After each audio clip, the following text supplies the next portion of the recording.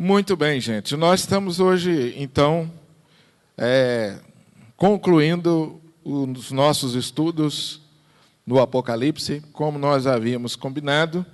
Eu quero aproveitar um tempo hoje com vocês, fazer uma síntese, uma breve recapitulação, e quero dar um tempinho para vocês também, se porventura ainda surgiu alguma dúvida, alguma pergunta, vocês possam fazer sobre os estudos que nós fizemos.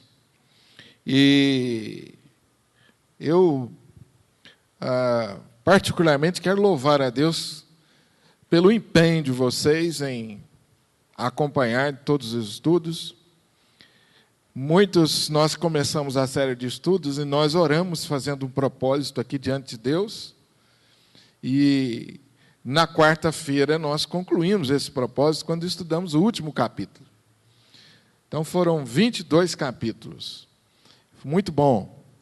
A jornada de estudo da palavra. Não sei quantos de vocês já tinham tido essa experiência. Aliás, eu quero até perguntar para vocês isso. Quem já teve a experiência de estudar um livro da Bíblia assim? Começar lá no primeiro capítulo e ir até o final. Já teve essa experiência? Já? Quantos aqui já tiveram? Eu comecei lá e fui até o final. Amém. Eu queria encorajar vocês a estudarem a Bíblia assim. Às vezes a gente abre a Bíblia em trechos que ficam, às vezes, no meio de um livro, ou no final de um livro. E, às vezes, até no começo do livro mesmo, mas a gente nunca sabe como que é a conclusão daquele assunto que deu início lá no primeiro capítulo. Porque todos os livros da Bíblia, eles foram escritos dentro de uma ordem, né, de um raciocínio. Então, aquilo que é abordado no primeiro capítulo, muitas vezes ele vai sendo desenvolvido nos capítulos seguintes e tem uma conclusão lá no final. Então, essa é a melhor maneira de estudar a Bíblia. Pegue no começo. Não sei como que vocês estudam a Bíblia, mas escolha um livro da Bíblia. Eu sempre aconselho começar pela história de Jesus, nos Evangelhos, e depois você vai escolhendo outros livros, né?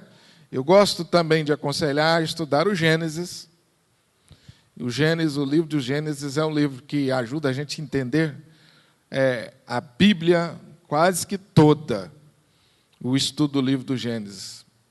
Então, vocês agora estudaram o Apocalipse e pegar o Gênesis, isso vai facilitar muito. Então, são algumas dicas de estudo da Palavra de Deus.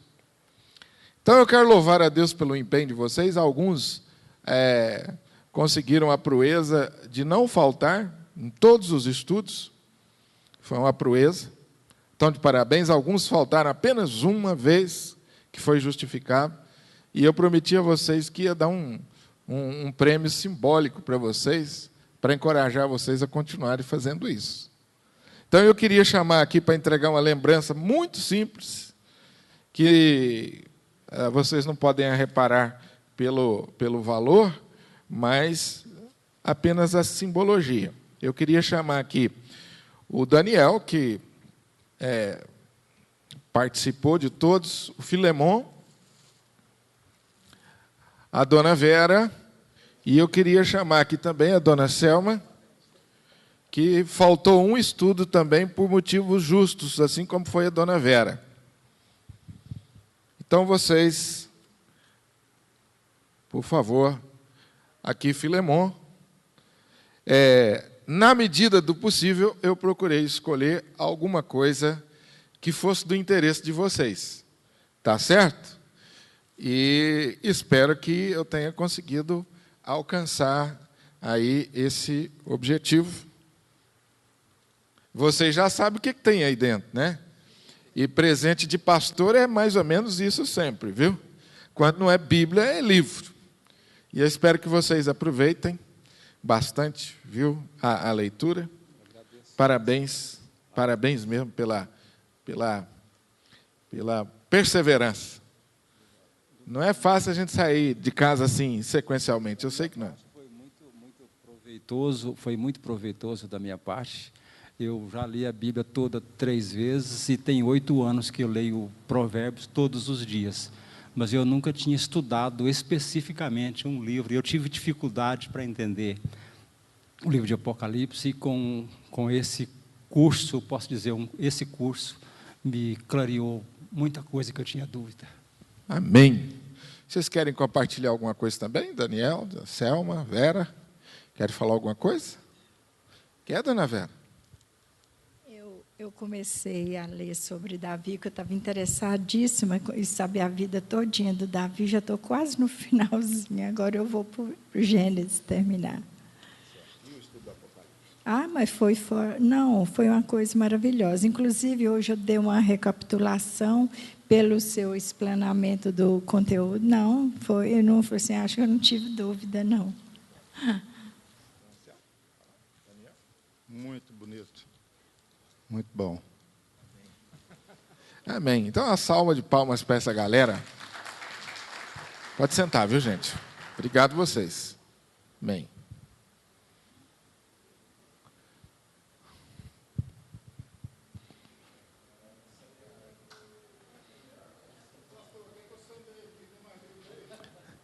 Tem mais livros. Depois a gente pode passar para frente por um preço bem justo. Né, Cássia? Muito bem. Eu vou colocar aqui fazer a projeção de alguns slides. E através desses slides que eu separei, nós vamos fazer aí uma rápida recapitulação e depois eu vou liberar vocês para perguntas. Ok? Amém?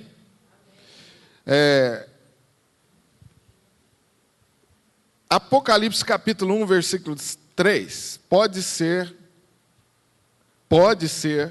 o versículo chave, um versículo tema de todo o Apocalipse. Ele tem uma mensagem muito prática e muito importante, tem tudo a ver com o que vem a seguir. Vamos ler juntos? Bem-aventurado aquele que lê e os que ouvem as palavras desta profecia, e guardam as coisas que nela estão escritas, porque o tempo. Há 2 coisas importantes aqui que nós destacamos durante todos os estudos. A bem-aventurança ou a felicidade está naquele que conhece a palavra e pratica a palavra. Quando eu falo sobre isso, eu me preocupo com o fato de que hoje as pessoas estão tentando definir o que é felicidade, e quando você entra aí na literatura que nós temos hoje, você vai ver que nenhuma definição de felicidade encaixa nisto aqui. Então, quando você pensa nesse texto bíblico, reflete sobre esse texto, que começa ali o Apocalipse, que abre as cortinas, você já logo vai ter um impacto. Porque vai chocar o conceito bíblico com o conceito que hoje é tão comum. O que é a felicidade? Aonde está a felicidade? À medida que você conhece a palavra e pratica, você experimenta comunhão com Deus. E Romanos 12 diz, para experimentar qual seja a boa, agradável e perfeita vontade de Deus. Quando você experimenta a boa, agradável e perfeita vontade de Deus, significa que você está cada vez mais em íntima comunhão com Deus. Cada vez mais você está se aproximando de Deus, Deus está em você. Cada vez mais você vai experimentando mudanças, transformações na sua vida. Consequentemente, você cresce espiritualmente. Você vive dentro do propósito de Deus cada vez mais. É nisso que está a felicidade. Quando a palavra de Deus, nesse texto e em outros textos, por exemplo, textos do apóstolo Paulo, palavras de Jesus que falam a mesma coisa para nós, Jesus chega a dizer que se nós fizermos o que Ele manda, nós somos amigos dEle. Ou seja, se vocês ouvirem as minhas palavras e colocarem em prática, isso vai mostrar a nossa comunhão, a nossa intimidade cada vez mais. Então, meus irmãos, quando nós falamos em ler e praticar, nós não estamos falando e pensando numa coisa simplesmente mecânica e intelectual. Tem gente que lê a Bíblia apenas na perspectiva intelectual, para conhecer. Agora, a leitura da Bíblia e o estudo da Bíblia que produz felicidade, é esse que você faz pela fé. É esse que você faz com sinceridade. É esse no qual você experimenta transformação. O conhecimento de Deus gera transformação. E nisso está a nossa felicidade. Amém? A revelação do Apocalipse, que mais se destaca entre todas, é o que está no final do texto, porque o tempo está próximo. Todo o livro de Apocalipse, ele foi escrito exatamente para trazer a nós essa segurança, trazer a nós essa convicção da volta de Jesus. Foi escrito para produzir em nós essa confiança, essa segurança, essa alegria. E a mensagem que constantemente se repete ali, várias vezes, ela aparece praticamente em todos os capítulos, é essa: o tempo está próximo. É uma mensagem de alerta, é uma mensagem de exortação, é uma mensagem que mexe com a gente. Se pensar, o tempo está próximo, essa mensagem precisa mexer com a gente. Ela leva a gente a refletir sobre a nossa prática, o que nós estamos fazendo, o que nós estamos pensando, para onde eu estou caminhando, porque Jesus, a volta dele está próxima. Então, esse texto é um texto que pode servir como aí um texto tema para todo o estudo do Apocalipse, embora existam outros versículos, e eu vou mostrar à frente para vocês, outros versículos também muito importantes sobre isso. Muito importantes aí como chaves. O que é o Apocalipse? O que significa a palavra Apocalipse? Revelação. Revelação de quê? De Jesus. E Jesus está revelando o quê? Acerca do que ele está falando no Apocalipse. Você fala assim, pastor, ele está revelando as coisas dos últimos tempos. Você não está errado. Mas o foco, o principal, a ideia dominante, não é apenas trazer a você essa informação. O objetivo maior é falar, nos ensinar sobre o relacionamento de Deus, de Jesus, com a sua igreja e com o seu povo. E aqui, gente, tem uma coisa aqui que talvez tenha surpreendido vocês, como também me surpreendeu quando eu estudei o Apocalipse. Porque eu não vi o Apocalipse como um livro que me ensinasse sobre o relacionamento de Jesus comigo. Eu vi o livro do Apocalipse nessa perspectiva de revelações de coisas dos últimos tempos. Mas não, o Apocalipse, ele tem por base, muito mais, ensinar quem Deus é. Quem Deus é, o seu caráter. O que Deus espera de mim como seu filho, como seu adorador. O que Deus requer de mim como seu adorador, como seu filho. O livro do Apocalipse condensa toda a história do relacionamento de Jesus com a sua igreja. Presta atenção no que eu estou falando, porque isso é importante para você.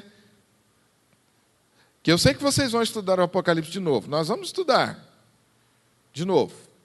A gente esquece. A gente esquece. Daqui a uns tempos a gente volta tudo de novo. Vocês vão ver. Nossa, eu não tinha percebido isso.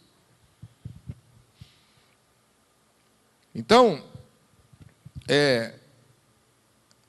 a revelação de Jesus aqui é para ensinar sobre quem Deus é, como que Ele quer que a gente se relacione com Ele, e como que foi, qual é o início dessa história de relacionamento, como é o desenvolver e como será a conclusão. Interessante do livro do Apocalipse é que ele fala como vai ser a conclusão desse relacionamento, como vai ser esse desfecho. E aí você pode fazer o paralelo que a própria Bíblia faz no Novo Testamento, que é chamando a igreja de noiva.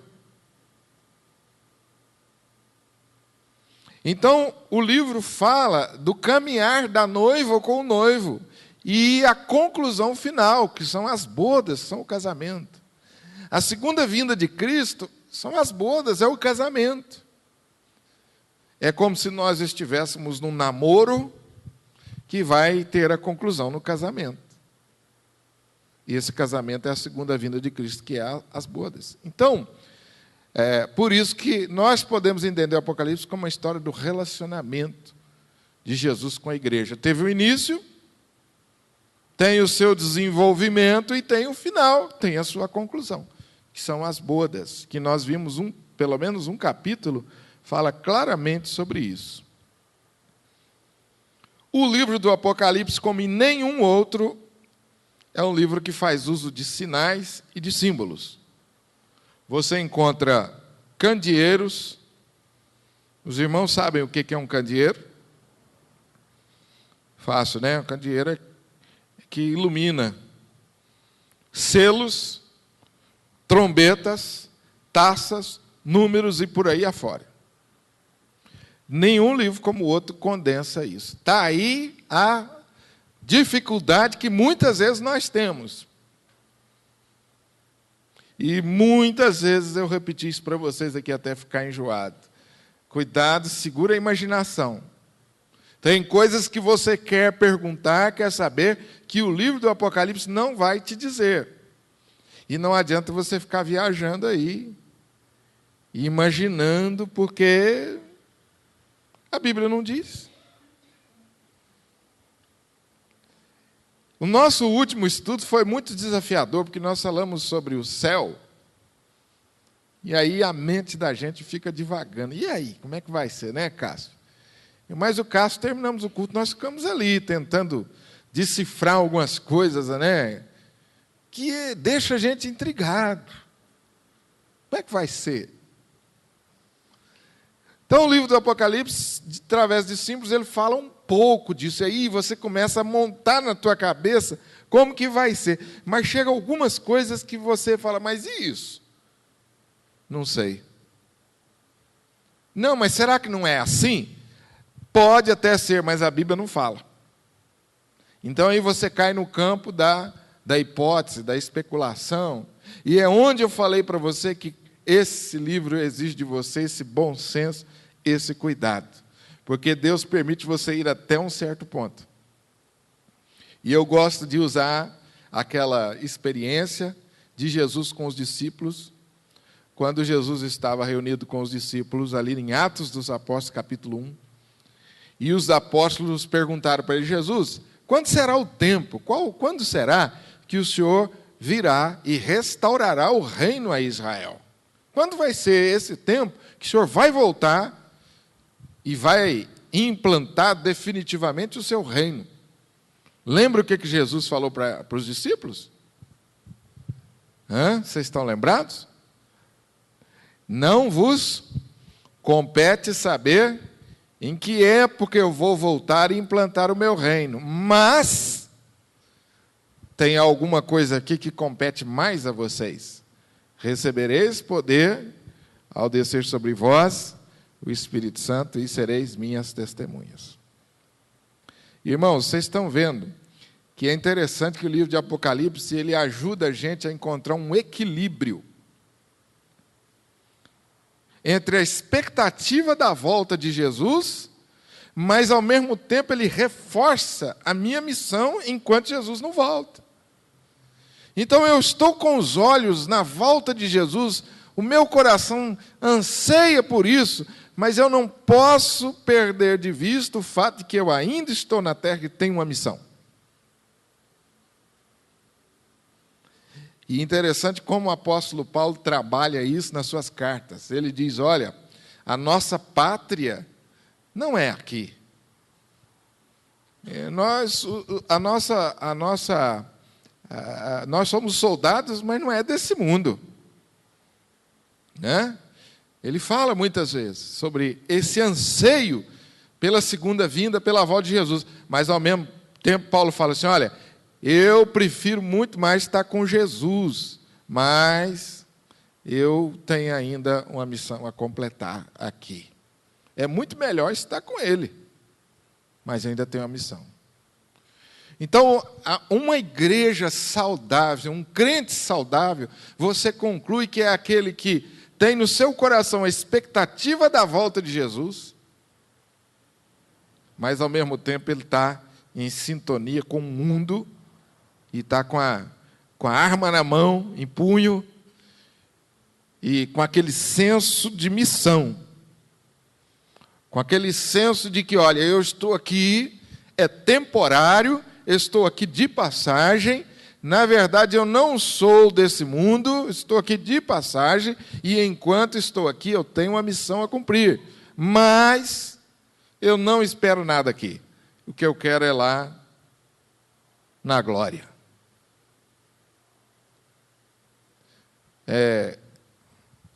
Quando você lê as cartas de Paulo, você percebe que claramente ele trabalha isso com as igrejas.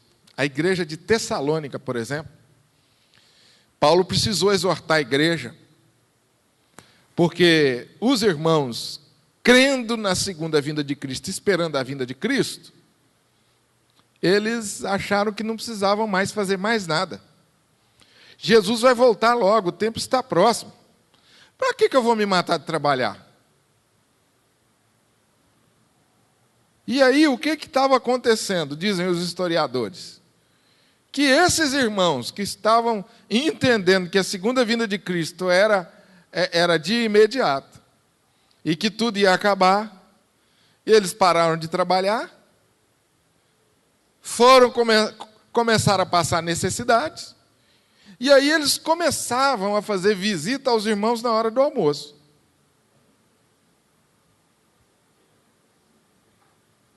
Chega lá, 11 horas, ô irmão Almir, eu vim aqui orar com você, e a volta de Jesus está próxima, e tal, e deu meio-dia, o irmão Almir está esperando a pessoa ir embora, ele não vai, o que você vai fazer?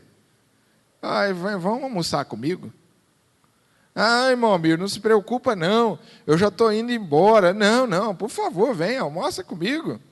E aí o irmão almoçava. No outro dia, ele marcava uma outra visita nesse horário, na casa do Ezequiel. Ô, Ezequiel, que bom, 11 horas. E isso começou a dar burburinho na igreja. E sabe o que Paulo falou para eles? Quem não trabalha, não coma. Porque os irmãos estavam desse jeito. Eles entenderam que a volta de Cristo era uma coisa tão de imediata que eles perderam a noção do agora. E Paulo censurou essa igreja, porque largou tudo por causa da volta de Cristo. Mas também o Apocalipse censura a igreja que não estava nem aí com nada, que era uma igreja morna. O Apocalipse censura a igreja morna, que é a igreja que não está nem aí com a volta de Jesus, não está preocupada nem um pouquinho com a sua vida, com a sua santificação, deixa rolar. Jesus está longe de voltar. Não, está falando aí que o tempo está próximo, mas esse próximo aí é na geração futura. Ainda tem muita coisa para acontecer, deixa rolar. Deus é um Deus de graça, não te preocupa não. Esquenta, não. Jesus censurou essa igreja, falou, olha, vocês não são frios e nem quentes. Vocês são mornos e eu estou a ponto de vomitar vocês. Qual é a postura correta? O equilíbrio entre as duas coisas. Então, o Apocalipse, entre outras coisas, nos ensina sobre isso. Dois fatores contribuem para que muitos crentes evitem o livro de Apocalipse. A ideia de que ele trata de coisas encobertas. O que está ali não é para ser entendido. Então, a gente lê a Bíblia toda, mas aquele livro não é para nós. O que está errado. Que, na verdade, o Apocalipse significa revelação. E a ordem de Deus era para que João não selasse as palavras, porque o tempo estava próximo. A segunda ideia que coopera para que muitos crentes evitem o livro de Apocalipse é que o livro só fala de tragédia, de catástrofe. Então, já tem catástrofe demais, já tem tragédia demais nesse mundo, e eu ainda vou ficar lendo o livro do Apocalipse, é muita coisa. E alguns livros, alguns capítulos, eu falei para os irmãos, hoje nós precisamos ter estômago, hein? Lembra de vocês que a gente brincou com isso? Porque tem alguns capítulos também pesados. Mas é só isso? Não, não é só isso. Apocalipse não é só tragédia. Apocalipse fala do plano vitorioso e triunfante de Jesus para a sua igreja. Para quem foi destinado o livro? Para quem foi destinado o livro? É o próximo. Dois públicos. Primeiro, os crentes da época do apóstolo João que estavam passando por perseguições. Os dias do apóstolo João eram dias em que a igreja estava debaixo de severa perseguição. É por isso que João está exilado na ilha de Patmos. Ele está exilado, ele foi preso na ilha de Patmos. Por quê? Ele era malfeitor? Não, porque ele estava pregando o evangelho e era fiel a Jesus. Então, o Império Romano perseguiu severamente a igreja e matava os crentes. E João foi para a ilha. Então, ali na ilha de Patmos é que João tem essas revelações. E então, essas revelações aqui, elas serviram para consolar os crentes. Aí você pode me perguntar, pastor, de que maneira essas palavras do Apocalipse que nós lemos aqui consolam as pessoas? De que maneira? Como é que pode? Vocês entenderam isso? Se alguém perguntasse isso para você, o que você responderia? Como que pode um livro cheio de tragédias como esse consolar alguém que está passando por problemas, por perseguições? De que maneira? Pergunto a vocês. Vocês vão fazer perguntas, mas eu antes vou fazer para vocês, né? Prova. De que maneira o Apocalipse consola você? Vislumbre do céu.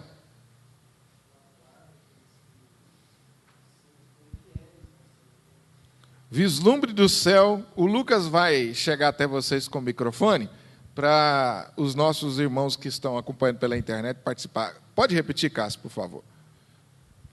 Ele traz um vislumbre do céu. Vislumbre do céu. Do que aguarda, né? Que Deus está preparando para aqueles que forem fiéis até o final. Ok. né? E eu entendo também é um livro de muita esperança para a igreja, né? Principalmente em relação às perseguições, né? Porque assim, nós não podemos olhar para esse mundo terreno unicamente. Nós temos que olhar, né, para o mundo espiritual também, né? Ou principalmente, né? Ok. Essa é uma das verdades do Apocalipse. Olha, vocês estão passando por perseguições e tribulações porque vocês são fiéis. Agora, Deus está no controle. E no tempo certo, Ele vai se manifestar e vai fazer justiça àqueles que perseguiram vocês. Perseverem, suportem as provações, sejam firmes, porque o galardão que eu tenho reservado para vocês é infinitamente melhor do que qualquer recompensa terrena. Pois não, Daniel? Em síntese, você acabou falando o que eu estava querendo dizer aqui, mas eu acho que João ele foi muito bem orientado por Deus, porque logo no começo do capítulo ele já deixa para nós assim, uma motivação para tudo que ele ia descrever no seu capítulo todo, no livro todo. Em Apocalipse 2:10 está escrito: sede fiel, ou seja, seja fiel até a morte e eu te darei a coroa da vida. Então aí já vem um consolo para a gente não entrar muito desanimado para frente. Sim. Quando você estiver caminhando aí, você não baquear com as pancadas, porque realmente é um livro muito difícil. E logo no segundo capítulo já dá um consolo para a gente pegar um gás. Ser fiel até a morte e dar-te-ei a coroa da vida. Quem tem ouvidos, ouça o que o Espírito diz à igreja. O vencedor, de nenhum modo, sofrerá dano da segunda morte. E aí todo o livro explica quem é o vencedor. Então o livro do Apocalipse era um livro que consolava a igreja perseguida, e é um livro que tem também por objetivo trazer consolação e esperança a nós. Espero que vocês tenham se surpreendido com isso, com o fato de encontrar esperança e consolo nesse livro, que é tão cheio de coisas misteriosas e narra algumas tragédias que deixam a gente meio assustado, relativas ao fim. Mas, ao mesmo tempo, ela mostra Jesus está no controle da história e, no tempo certo, Ele vai se manifestar como juiz. Muito bom. Vamos prosseguir, que eu já estou... Não vou me alongar muito para vocês ir perguntarem. Você pode dividir o Apocalipse em algumas sessões. Basicamente, 7 sessões. Todo o livro. Então, vamos lá. A primeira sessão do livro é do capítulo 1 ao capítulo 3. A simbologia dominante, os 7 candeeiros. Nós já falamos, o candeeiro é que ilumina. Então, capítulo 1 ao capítulo 3 fala dos 7 candeeiros. Qual é a lição dessa primeira sessão? Cristo tem o controle da igreja em suas mãos. Quando você lê aqui nos capítulos 1, você vai encontrar essa revelação aí maravilhosa. Vocês estão com a Bíblia aberta aí? Leiam aí, por favor. Capítulo 1, versículo 12 e 13. 1, 12 e 13, por exemplo. Voltei-me para ver quem falava comigo, e voltado vi 7 candeeiros de ouro. Quem são os 7 candeeiros de ouro? Quem representa os 7 candeeiros de ouro? As igrejas. E no meio dos candeeiros, que são as igrejas, um semelhante ao Filho do Homem, versículo 13, com vestes talares, cingido à altura do peito e com a cinta de ouro. E o versículo 14, 15, 16 descreve as características deste que está no meio dos candeeiros, que é Jesus. Qual é a lição? Jesus está no meio da sua igreja, das suas igrejas. Quando João tem essa visão, ele cai aos pés como morto. O impacto daquela visão foi tão grande que João caiu, prostrou-se. Então veio uma mão, colocou-se, a mão pôs sobre ele, a mão direita, e diz: não temas, eu sou o primeiro e o último. O próprio Jesus consola a João e fala quem é ele. Aquele que vive, primeiro ponto. Mas eu estava morto, estive morto, mas eis que estou vivo pelos séculos dos séculos e tenho as chaves da morte e do inferno. Olha aí, gente, que coisa maravilhosa. Só aí já dava para a gente fechar o livro e acabar tudo, né? Coisa maravilhosa. João, a igreja está perseguida, a igreja está sofrendo. Primeira coisa que você precisa saber, João, eu estou no meio da igreja, estou vendo tudo que está acontecendo.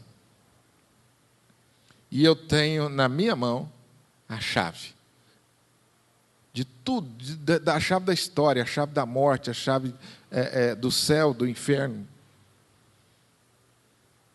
Olha que coisa maravilhosa. Uma das coisas que mais me impactaram no Apocalipse foi isso, é saber que Jesus, hoje, ele está no meio da sua igreja. E ele não está de braços cruzados. Cada coisa ele vê. Tudo o que acontece ele sabe. Às vezes a gente olha para a igreja e pensa assim, mas não é possível que isso aconteça. Jesus sabe, Jesus vê. Amém, gente? Então vamos para frente aí. Segunda sessão, os 7 selos. Capítulo 4 a 7. Assim, antes de entrar no 4 a 7, capítulo 2, 3 e capítulo 2 e 3 são as cartas às igrejas. Então, por favor, preste atenção aqui que eu estou fazendo força para não me alongar muito, mas tem coisa que a gente não pode deixar de repetir. Quem está no meio da igreja?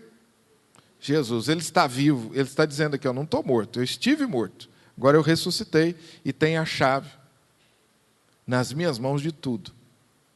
Então esse é o consolo. Agora, em seguida, esse Jesus que está no meio da igreja, fala com as igrejas. E aí vem 7 igrejas a seguir. Essas 7 igrejas representam as igrejas de todas as épocas. Não só as igrejas daquele tempo, não. Vale para essa e vale para todas as igrejas de todas as épocas. Certo, gente? Então você fala assim, pastor, por que Jesus escolheu essas igrejas? Olha, na verdade ele não escolheu essas igrejas.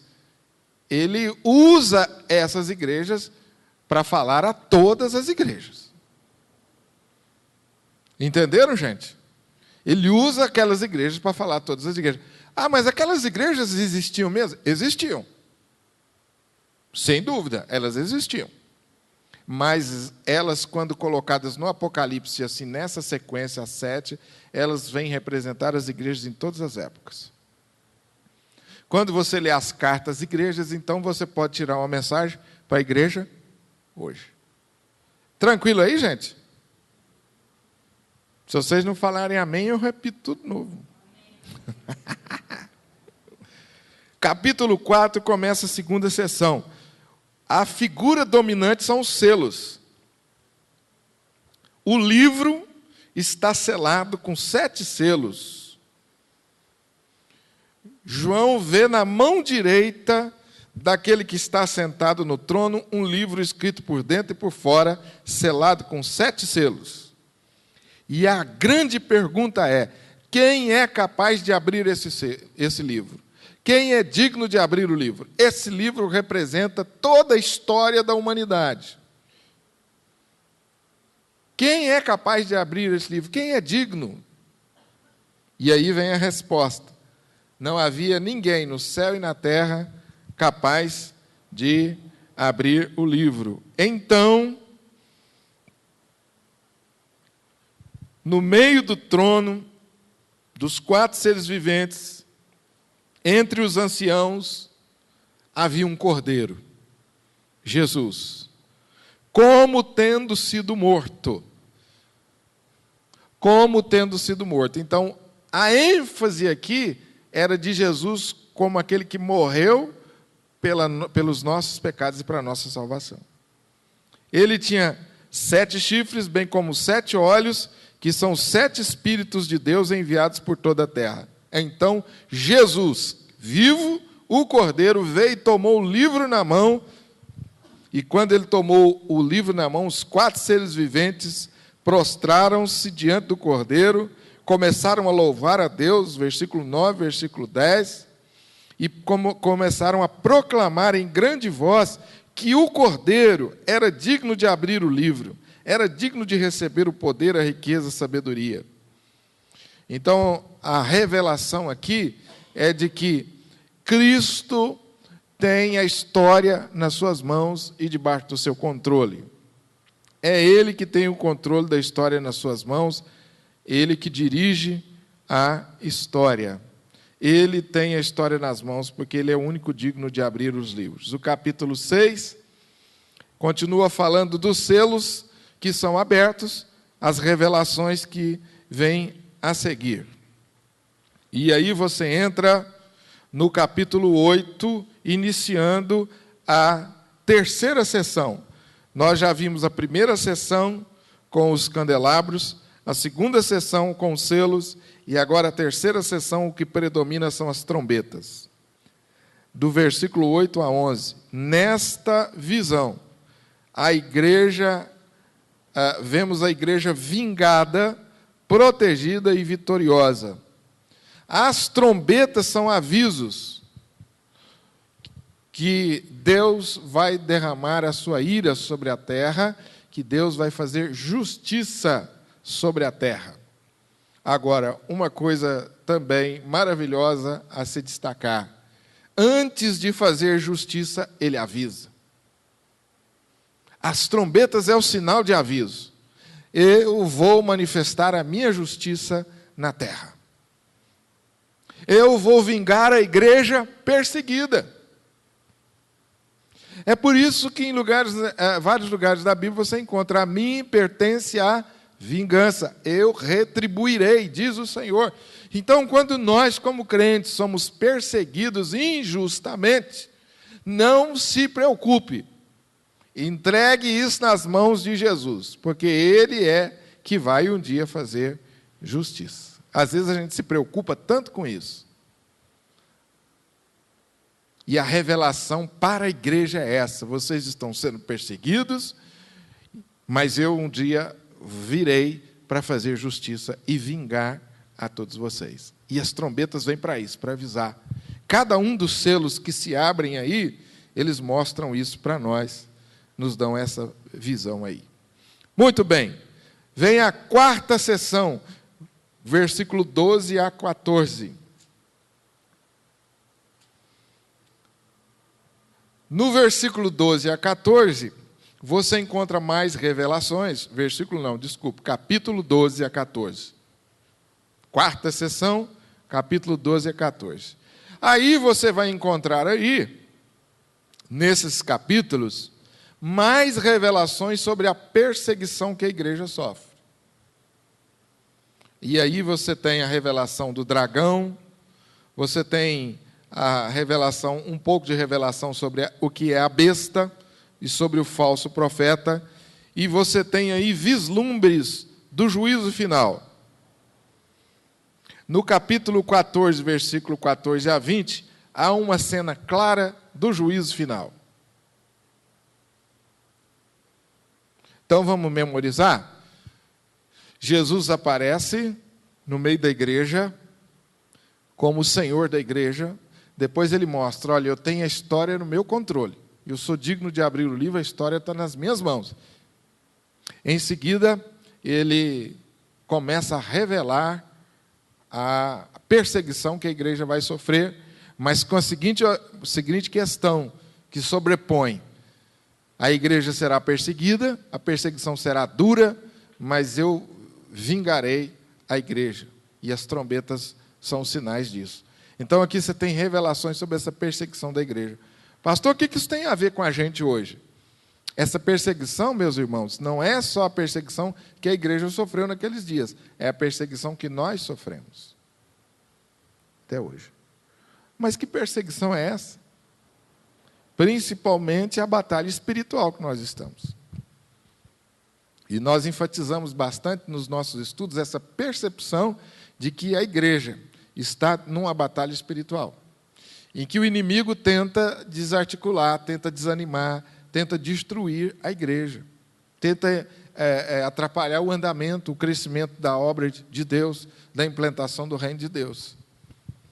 Muitas lutas que a igreja passa, que eu e você como crentes passamos, é batalha espiritual, oposição do diabo. Tem algumas lutas que a gente passa que é consequências dos nossos erros mesmo, mas tem muitas lutas que é o ataque do diabo contra a igreja.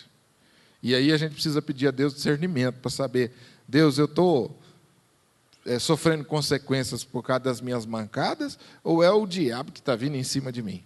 Ou é as duas coisas? Porque o diabo também aproveita as nossas mancadas, né? Para apimentar mais o negócio. Já viu isso?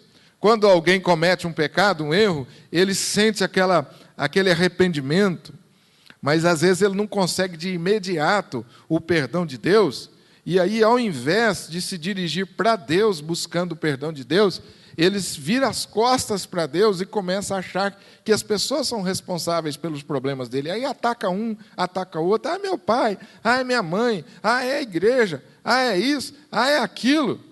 Ao invés de se voltar para Deus, para o perdão de Deus, às vezes se distancia. E aí o diabo entra e faz assim: é isso que eu queria. Deus nunca, meus irmãos, a Bíblia Sagrada, a revelação da Bíblia, nos mostra que Deus nunca espera que nós sejamos 100%. Ele não requer de nós que nós sejamos 100%, porque nós nunca vamos conseguir isso. Ele sabe que nós vamos pecar, e Ele espera que quando a gente peque ou erra, a gente se arrependa e se volte para Ele. E aí Ele perdoa. A Bíblia diz que Ele é rico em perdoar, Ele tem prazer em perdoar. Mas é nesse momento que o diabo encontra a oportunidade para dizer que você errou de novo. Não é possível. Ah, dessa vez Deus não vai te perdoar. Não, 1, 2, 3 vezes já, 4 vezes. E aí a gente vai distanciando de Deus. Por causa do quê? Dos nossos pecados e também porque o diabo aproveitou a oportunidade e incrementou o negócio. Mas aí Deus continua de braços abertos nos chamando ao arrependimento. Então, quando a gente fala dessa perseguição da tríade do mal, nós estamos falando nada mais, nada menos do que a luta em que a igreja espiritual em que nós estamos. E a gente não pode negar isso. Amém, gente? Vamos caminhar mais um pouquinho para a 5ª sessão, que já descreve com mais detalhes a manifestação da ira de Deus. Observe que aqui a expressão se repete: ira de Deus. Porque esses capítulos estão falando aqui da manifestação da ira. Já não é graça mais, é ira. Por isso, o estômago da gente embrulhou em alguns estudos desse aqui, porque o negócio é feio, é bravo. As 7 taças da ira representam a visitação final da ira de Deus sobre aqueles que não se arrependeram. Sobre aqueles que permanecem impenitentes. O que é isso? Permanecem impenitentes. O Espírito Santo bateu muitas vezes a porta do coração dele, mas cada vez mais ele ficou duro, insensível. Esse é o impenitente. Teve muita oportunidade de se arrepender, mas não se arrependeu. 6ª sessão, 17 a 19. Agora vem a derrota dos agentes do dragão. Quem são os agentes? Bom, quem é o dragão? Satanás. Quem é a besta? Satanás. Quem é o falso profeta? Satanás.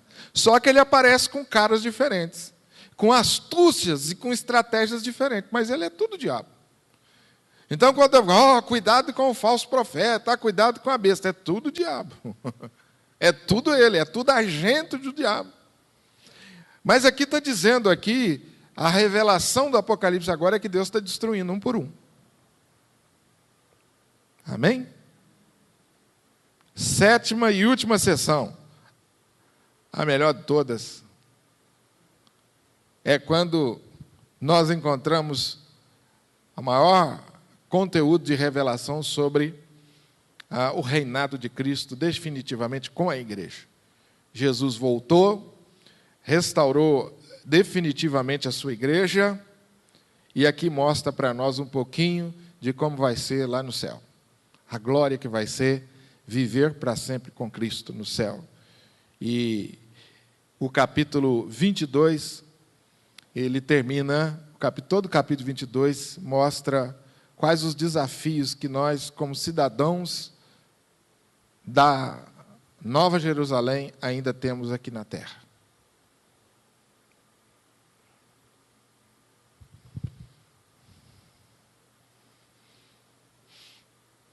Agora eu vou liberar vocês para a pergunta e depois, com mais 2 slides, a gente faz a conclusão. Pois não, Cássio. Depois a dona Ivonete. Deixa a dona Ivonete primeiro. As damas primeiro. Obrigada. Pois não, dona Ivonete.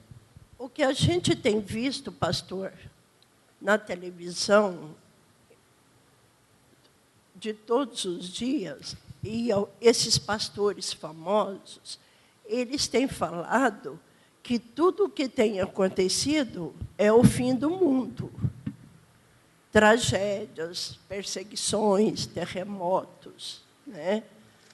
Então, a gente, às vezes, a maioria das vezes, fica em dúvida se é verdade tudo isso que está acontecendo, se é o final dos tempos. Quando nós tocamos nesse assunto, eu aconselhei vocês a lerem, junto com o Apocalipse, Mateus, capítulo 24. Mateus, capítulo 24, que eu acho, dona Ivonete e meus irmãos, que aqui nós encontramos a melhor resposta para essa pergunta. A pergunta da dona Ivonete foi muito boa. Cada tragédia que acontece em nossos dias de âmbito universal, surgem as pessoas dizendo, olha, isso aí é o fim.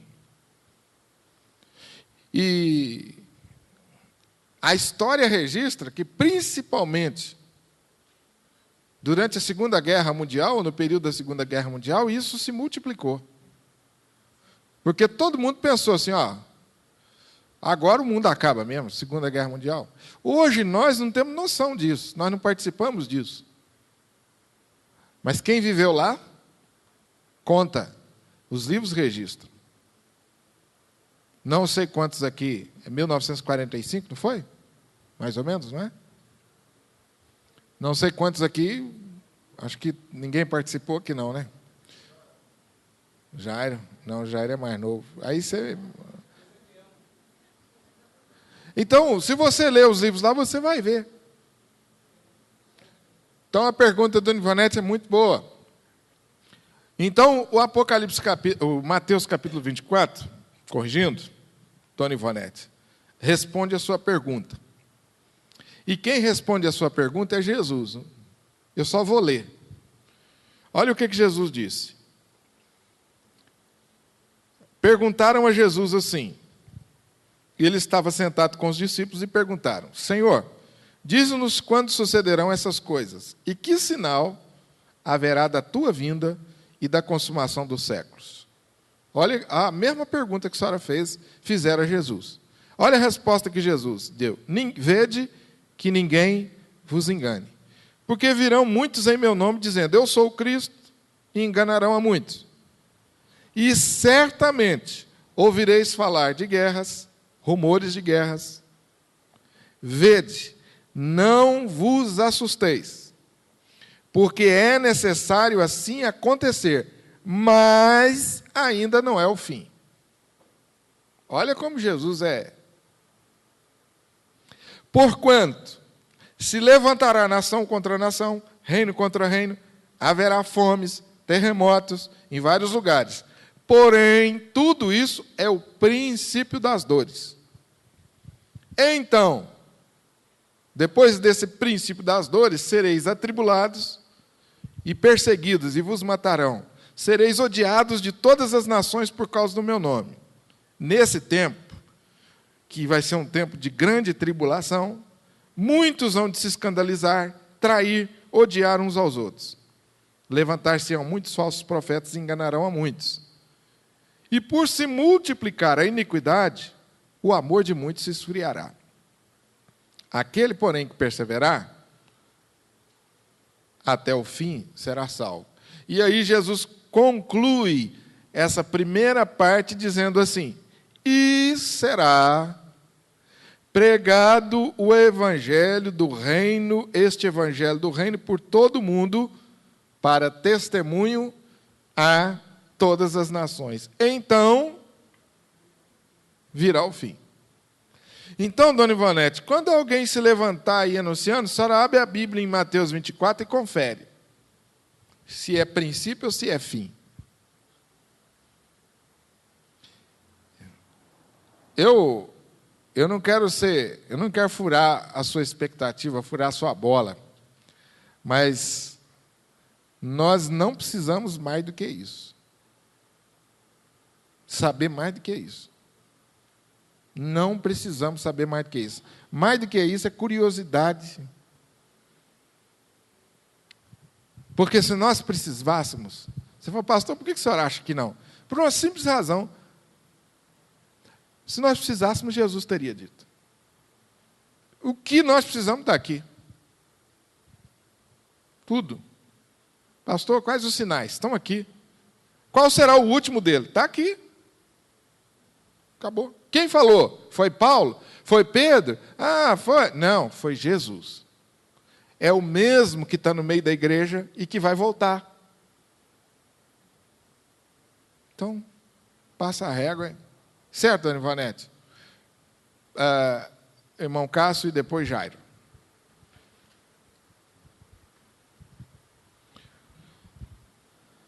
Pastor, sobre o arrebatamento, né? Essa profecia não existia no Antigo Testamento. Ela veio com a primeira vinda do Senhor Jesus. Então, assim, eu não consegui identificar nos nossos estudos em que perspectiva vai ser realizado o arrebatamento. Vai ser bem concomitantemente ou antes da segunda vinda, porque tem aquelas teorias pré-tribulacionistas, né, pós-tribulacionistas. Nos nossos estudos, o arrebatamento está exatamente em qual contexto? O arrebatamento é a segunda vinda de Cristo. Ele está nesse contexto. Em nenhum momento, nas palavras de Jesus e nem no Apocalipse, dá a ideia de que a segunda vinda de Cristo será em partes. Então, por favor, tomem cuidado com esses ensinos que dizem o seguinte: um pouco vai arrebatado e o outro vai ficar aqui na terra. Ah, é? Então como é que vai ser esse juízo final? Os que foram arrebatados passaram pelo juízo, e os da terra vão passar por um outro juízo. Depois que esses da terra passaram por outro juízo, vem o juízo de Israel. E isso é a teoria que diz por aí. Que separa Israel da igreja. Que vai ter um juízo e uma oportunidade diferenciada para Israel. Essas ideias, Cássio, elas estão juntas com essa ideia do arrebatamento, que vai um pouco e fica outro. Entenderam? Que não condiz com o que nós achamos que é mais coerente com a palavra. Jesus, aqui no capítulo seguinte, ele diz aqui, olha, eu vou voltar e vou separar esquerda e direita. Os da direita vão para cá por causa disso, da esquerda vão para cá por causa disso. Ponto final. Está falando ali, ó, vai um pouco antes, depois vai outra leva. Esse é o ponto que eu falei para vocês, que de discordância que existe entre algumas doutrinas, que são fantasiosas demais. Sentimentalistas, emocionalistas. Aí o dirigente fala assim, cuidado, irmão, porque você vai, a sua esposa vai, você vai ficar. Cuidado, hein? Aí o cara acorda de manhã, a mulher levantou para ir no banheiro para fazer o café mais cedo, ele falou, pronto, fiquei. A mulher demorou para voltar, o marido demorou para voltar, será que já foi? E eu fiquei? E aí começa a vender livro, esparramar aí uma série de coisas que eu falei para vocês. E aí Jesus diz o que para nós? Vede, ninguém vos engane. A sequência é essa, ó, ponto final. Mas assim, até dentro desse contexto, não tem um trecho, eu não sei o endereço, mas não tem um trecho na palavra que fala que irão se separar, né? Quem estiver no monte, um vai, o outro fica. Não tem um trecho assim que fala que vai ter uma separação? Cássio, nessa interpretação aqui eu desconheço. A gente pode depois, se você encontrar, você me fala. Eu posso explicá-lo para você separado disso.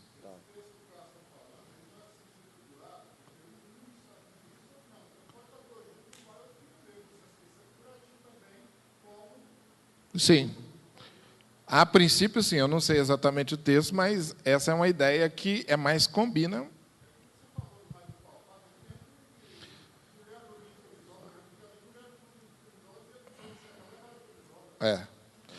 Gente, a Bíblia, principalmente as doutrinas bíblicas, elas são explicadas pela Bíblia toda. Um versículo só, um capítulo só, não faz doutrina. Preste atenção nisso. Então, quando você estuda textos como esse, que o Cássio está dizendo, e outros, você estuda à luz da Bíblia. E, Cássio, não tem melhor intérprete das Escrituras do que o próprio Jesus. Por isso eu digo, volta lá em Mateus, e fica ali, e parte dali toda a interpretação. Pastor, essa é a última, tá? Vamos lá. Não, eu só queria entender se é correto, igual o pastor bem comentou, sobre várias doutrinas, é correto comparar com aquelas famosas 70 semanas de Daniel com Apocalipse, que existem muitas teorias em relação a 69 semanas, a última semana, com o período da tribulação, né? Aí eu já precisaria a gente precisaria de um outro estudo em Daniel para fazer essa comparação. Mas Daniel é um dos textos que traz revelação sobre o fim. Sim, é um dos textos que traz revelação sobre o fim. E, com certeza, se encaixa aí. Agora, tanto Daniel como Apocalipse, semanas representam períodos de tempo. Certo? Isso é que é importante saber. E tem vários textos lá em Daniel que são apocalípticos mesmo. Você pode ler em paralelo com os textos de Apocalipse. Agora, são sempre referência de tempos, período de tempos.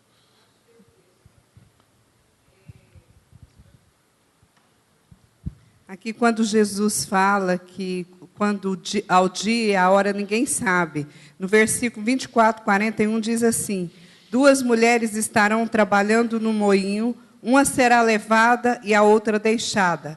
Portanto, vigiem, porque vocês não sabem o dia que virá o seu Senhor. Uhum. Então, é isso aqui. Também 2 homens estarão no campo, um será levado e outro deixado. Uhum. Tudo isso se refere ao fim. E não está dizendo aqui que um vai ser vai para o céu e o outro vai ficar na terra. Está dizendo que haverá distinção entre justo e injusto. Um será salvo e o outro não. Entendeu? É nesse aspecto aí.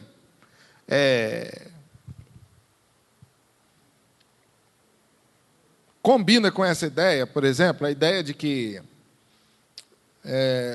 os discípulos pediram para separar o joio do trigo. E Jesus falou, olha, não separa não, que eles são iguais.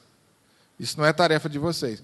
Em outras palavras, Jesus está dizendo, olha, os dois vão estar no campo, parecendo que está tudo certo. Um está salvo e o outro não. É nesse sentido aí. De diferenciação entre justo e injusto. Agora, para quem acredita no arrebatamento, esse é um prato cheio, né? Porque as 3 principais correntes do Apocalipse, todas elas encontram apoio na Bíblia, como a maioria das heresias que você tem aí encontra apoio na Bíblia. Entendeu? Você fala, eu não entrei nesse assunto com vocês para não ser muito cansativo, porque é muito técnico. Mas o Cássio mencionou aqui, pré-milenismo, amilenismo, pós-milenismo, são as 3 principais correntes de interpretação, cada uma tem base bíblica. Agora, chega num ponto que você percebe que não vai mais, que não dá mais coerência. A forma de exposição bíblica que eu fiz aqui para vocês é a corrente amilenista, que é a corrente da maioria dos teólogos protestantes. Vamos ver quem está primeiro lá no fundo, depois o Ezequiel aqui.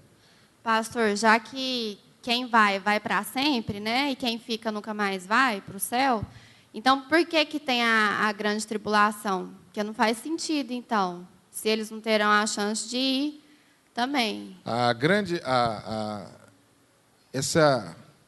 Primeiro, esse quem vai e quem fica aí é para distinguir justo de injusto. Não, do antes. Não tem nada a ver com isso. Porque eu fui doutrinada de Apocalipse, não vou deixados para trás, né? Aqueles filmes que a gente assistiu. Então, as pessoas se arrependem depois que tem a segunda volta de Cristo, e elas são perseguidas, mas elas ainda serão salvas, né? Não. Essa doutrina nós não aceitamos. Mas então por que tem a tribulação? Tribulação é um período de purificação, de perseguição, mais ou menos assim. Mais ou menos não. Primeira vinda de Cristo. Nascimento, vida e ressurreição. Morte e ressurreição. Início do milênio. E aí desenvolve a história. Fim do milênio. Grande tribulação e volta de Jesus. A grande tribulação é o último evento antes da volta de Jesus. E ele tem por objetivo a mesmo que toda tribulação durante toda a nossa vida tem. O que a tribulação faz na nossa vida como crentes? Ela nos ensina perseverança, ela nos leva a orar, ela purifica a nossa vida. Então, a grande tribulação, a igreja vai ser muito perseguida, mas ela vai ser também burilada, purificada. Ao mesmo tempo que ela é muito perseguida por essa tríade do mal aí que nós falamos, no final, também vai ser um tempo de despertamento missionário. Porque Jesus disse aqui que próximo ao fim, o evangelho será pregado por testemunho a todas as nações. Então você tem aqui aparentemente um paradoxo. Porque a igreja perseguida na grande tribulação, sofrendo, mas ao mesmo tempo ela evangeliza como nunca. Aí você fala, pastor, não é paradoxo? Não, pelo contrário. O que aconteceu em Atos dos Apóstolos? A igreja perseguida dispersou e alcançou muitos lugares. Então, essa tribulação é também uma forma de Deus trabalhar a igreja e levar a igreja à obra missionária e apressar, como diz o próprio texto, a volta de Jesus. Então, a tribulação ela faz parte do plano de Deus, também porque o diabo sabe que ele já está nos seus últimos momentos, e aí ele vai jogar todas as suas forças para tentar destruir a igreja. Os últimos estudos nossos foram sobre isso. A gente viu a intensificação das ações do diabo. E vai ser um tempo difícil para a igreja. Jairo. Jairo não, quem mais? A Ezequiel aqui. Eu tinha feito. Tinha pedido antes.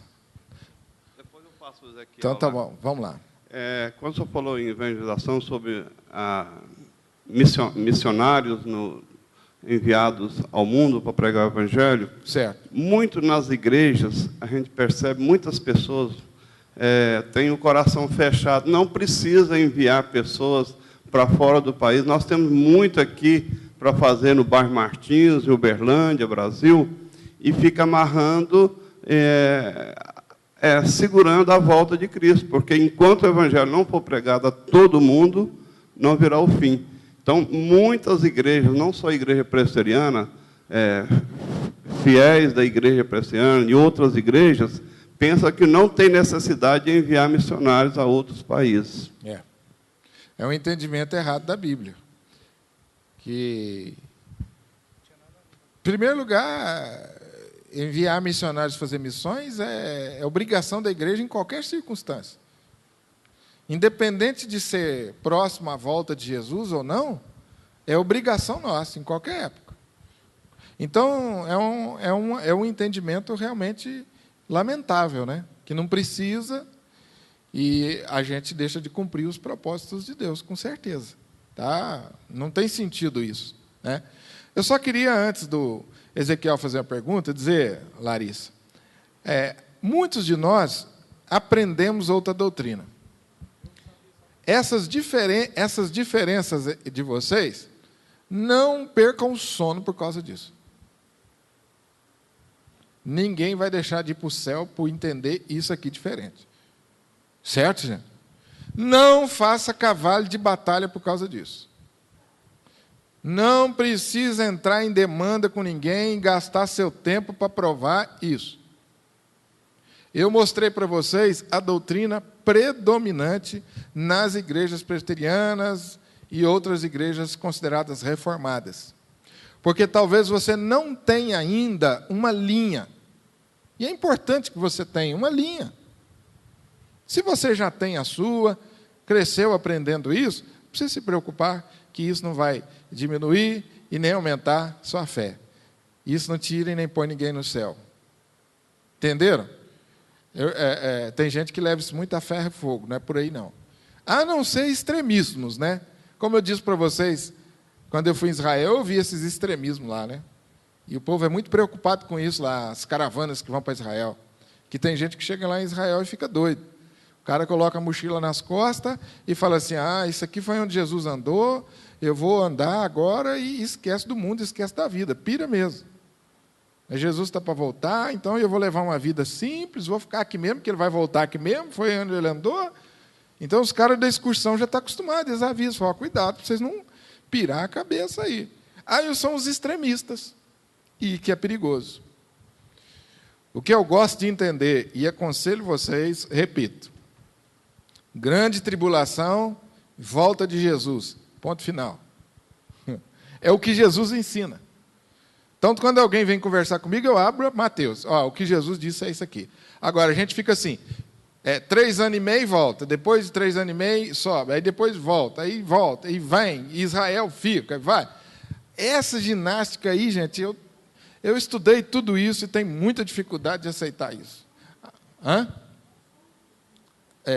A mesma pessoa que, às vezes, vocês vão ver que os nossos hinos, as nossas músicas, às vezes refletem a doutrina, um pouco dessa doutrina do arrebatamento, que o Cássio falou, mas, ao mesmo tempo, ela reflete a outra doutrina, que é a que predomina na nossa. Quando fala que Jesus vai voltar como um relâmpago, que sai do Oriente, vai separar uns dos outros, é a nossa doutrina. Aí, quando ele começa a dividir, ele já pulou para outra. Ou seja, a gente faz uma salada danada com isso.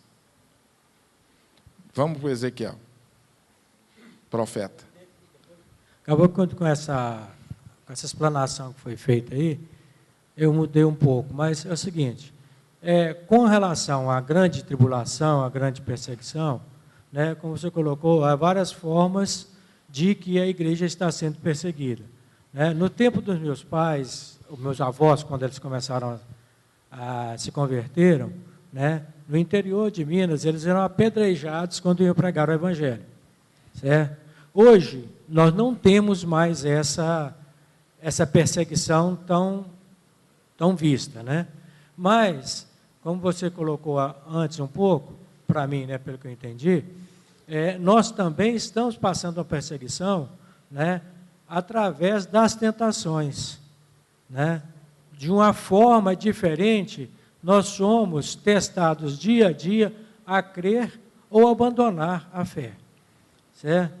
Com relação aí, eu queria saber, eu posso entender com relação ao arrebatamento, certo? Dentro do que foi exposto nos estudos, é que esse arrebatamento, digamos assim, acontecerá no momento da vinda de Cristo. Sem dúvida nenhuma. Certo? Assim que Cristo vier, como relâmpago e tal, vai acontecer a separação. Aqueles que estiverem vivos, ou se fosse agora, por exemplo, né, nós estamos respirando e tal, subiríamos, nós que cremos e confiamos, subiríamos e estaríamos junto com as ovelhas. Certo. Aqueles que estão contra nós estariam junto com os cabritos. Sem dúvida. Certo? É isso que eu pude entender do arrebatamento. Exatamente isso que eu entendo também. Para mim, isso é mais coerente com o resto, com todos os ensinos da Bíblia. Eu acho mais coerente. Agora, se você entende o arrebatamento por etapas, isso não vai desmerecer ninguém. Não vai desmerecer. Isso é que eu quero que vocês não saiam daqui. Poxa, né? Eu tive em pecado toda a minha vida, porque aceitei outra doutrina. Não, teve pecado não, fica tranquilo. O que é fundamental, que você não pode abrir mão. Jesus vai voltar e nós vamos ser julgados. E há céu e inferno como dois destinos. Isso, meu irmão, não abre mão. Quando você liga na Novo Tempo, você vai ver programas maravilhosos e bem feitos que dá vontade de você ficar a tarde inteira na televisão. Mas eles ensinam que não tem inferno. Então você fica esperto. Por isso esses cultos nossos aqui é bom. Para você ficar ligado na palavra, para você ver que nem sempre aquilo que estão ensinando para você condiz com a palavra. Irmãos, quantas vezes nós vimos no Apocalipse aqui falar de lago de fogo? E aí a pessoa vai para a televisão e diz que não tem inferno, que nós vamos sumir, que não tem inferno não. Quem não tem Jesus vai desaparecer, vai ser consumido, vai ser destruído, mas não tem inferno não. A gente, por uma questão ética, evita de ficar falando, dá nome aos bois, mas vocês fiquem espertos. Porque isso nós não podemos abrir mão. Isso nós não podemos abrir mão não.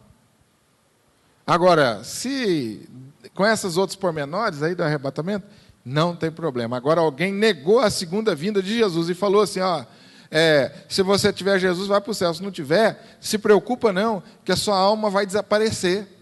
Ué, a Bíblia não fala isso não, meu irmão. Espera aí, Jesus não ensinou isso não. Aí nós estamos contrariando um princípio-chave da palavra de Deus. Se você for capaz de ouvir o programa e entender isso, continue vendo o programa. Se você não for, desliga. Tem umas músicas bonitas demais. Ouve só as músicas. Na hora da doutrina, você desliga. E eles atacam muito. Inclusive a igreja presbiteriana. Atacam. Só que de uma forma assim, muito bacana, muito... Entendeu? Gente, eu falo essas coisas para vocês que está aqui na quarta-feira. Eu não costumo falar isso no domingo à noite. E outra coisa, você fala assim, pastor, você está vendo coisa que eu não vi. Mas eu estudei a minha vida inteira para ver isso. Então você não fica assustado, não. A minha vida é isso. Eu estudei muitos anos, estudo até hoje. A gente pega essas coisas. Eu pego um livro, se você me der um livro, eu sei o que tem ali naquele livro, onde o autor quer te levar. Eu fui preparado para isso. Então, vocês não ficam encucados com isso não, tá?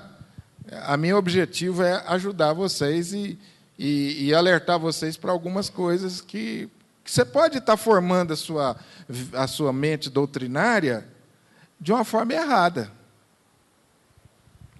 Como, por exemplo, eu falei num estudo bíblico uma vez sobre a ressurreição do crente no último dia.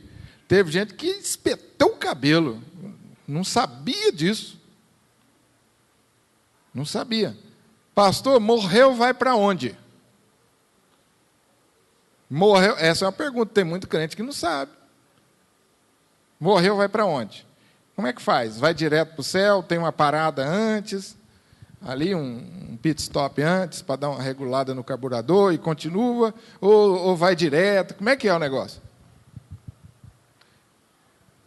1 Coríntios capítulo 15, e todo o livro de Coríntios, Paulo, desce o cajado lá na igreja, porque a igreja estava entendendo diferente. Paulo falou, não, fica esperto, não é assim não. Bom, chega de eu falar, vocês vão falar. Já acabou? Até mesmo sobre esse assunto aí que o senhor colocou.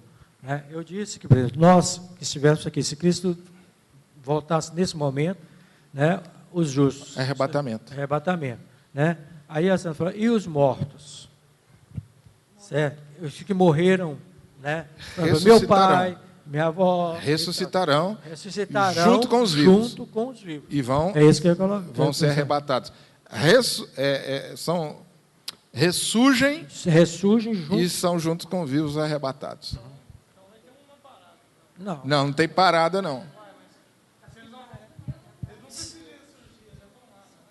Não, eles estão lá em alma. Corpo, não. É essa doutrina que eu falei para vocês, tem muito presbiteriano que toma capote nela.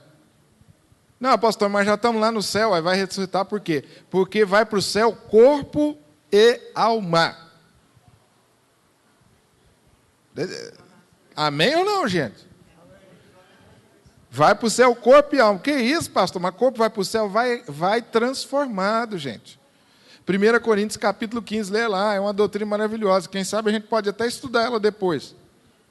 A gente pode estudar na sequência aí. Vocês querem estudar essa doutrina? Falar sobre morte? Quer? Depois? A gente só fala sobre isso na época quando tem velório, né? Aí o pastor lê uns versículos sobre a ressurreição, a gente fica pensando assim, é isso mesmo, mas se pedir mais explicação, a gente não sabe. A gente pode estudar isso depois também, uns 2 estudos, a gente vê como que é essa doutrina aí. Pois não. Dona Isália. Alertas de Deus. Da trombeta, dos flagelos. Certo. Já está acontecendo? Já estão acontecendo? Em parte eu creio que sim. Em parte eu creio que sim.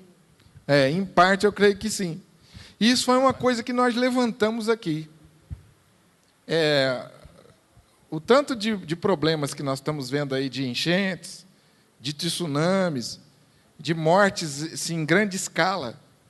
Só que a Bíblia está dizendo aí, quando você ouvir falar sobre isso, é o início do fim. Viu aí o texto que eu li? Guerras, rumores, terremotos. Só que isso aí sempre teve, né? Sempre teve. Mas próximo ao fim vai intensificar. Hã? Não. A dona Isália está dizendo assim, mas quem não tem Jesus não sabe que isso é um alerta. Muitos não, a maioria não. E nós temos que falar, é lógico que tem que saber falar, né? Porque senão, isso foi outra coisa que eu falei aqui, a pergunta da dona Isália é interessante, né? Terremotos, enchentes, por aí, é sinal, é alerta de Deus? É. Agora, cuidado na hora de você falar, porque senão você fala assim, tá vendo? Por causa do pecado, nós estamos aí morrendo. Então, os ímpios vão morrer tudo e deixa morrer, porque não quer Jesus. Para que o pastor está pedindo para a gente ajudar a mandar água para o povo das enchentes lá? Isso é tudo ímpio que está morrendo. Não é assim não, pera lá. Né? Então, a gente tem que saber explicar dentro de uma visão correta de graça. Nós estamos na época da graça. Nós temos que dizer o seguinte, ainda dá tempo. Né? E os alertas divinos é para mostrar. Deus...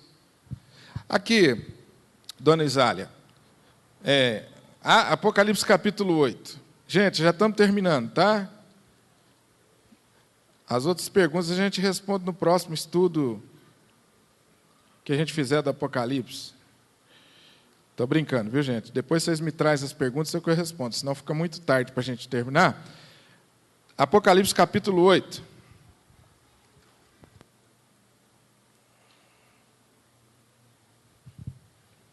Versículo 3, olha que coisa maravilhosa. Dentro do assunto que a dona Isália levantou aqui, sobre os sinais de Deus. As trombetas são sinais de Deus. Então, olha o que diz. Veio outro anjo, ficou de pé junto do altar, com incensário de ouro, e foi-lhe dado muito incenso para oferecê-lo com as orações de todos os santos, sobre o altar de ouro que se acha no trono. Da mão do anjo subiu à presença de Deus a fumaça do incenso com as orações dos santos. O anjo tomou o incensário, encheu de fogo do altar e atirou. E houve o quê? Então, trovões, vozes, relâmpago, terremoto é resposta de Deus às nossas orações. Certo, dona Isália? Certo, irmãos? Está claro aqui no texto. Por quê, pastor? Em que perspectiva que isso é resposta de Deus?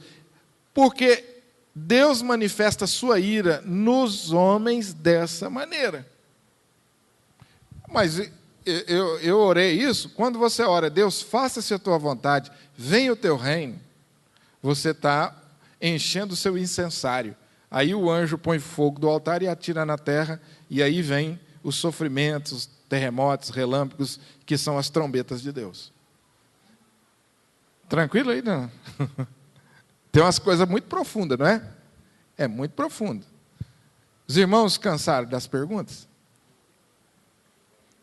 Eu queria passar... pode ser esse slide. Apocalipse não é a revelação apenas das últimas coisas, mas, sobretudo, do Cristo vencedor, e Deus tem planos distintos ao usar seus servos. Deus transforma tragédias em triunfo. A história não caminha para o caos, nem está dando voltas cíclicas. Voltas cíclicas, né? Mas caminha para um fim glorioso da vitória completa de Jesus e a sua igreja. Próximo slide. A última promessa das Escrituras, lá em Apocalipse 22, 20, diz, vamos ler? Certamente venho sem demora. E a última oração, amém, vem Senhor Jesus. Após essa fervorosa oração de anseio pela segunda vinda de Cristo, vem a bênção, que é quando encerra o Apocalipse. A graça do Senhor Jesus seja com todos nós. Amém? Gente, muito obrigado. Vamos ficar de pé? Logo eu vou anunciar para vocês a próxima série de estudos, mas, de repente, a gente podia, antes de iniciar uma outra série, tratar sobre esse assunto aí da vida após a morte, né? Quem sabe a gente pode fazer uns 2 estudos sobre isso aí, a ressurreição e período intermediário. Amém?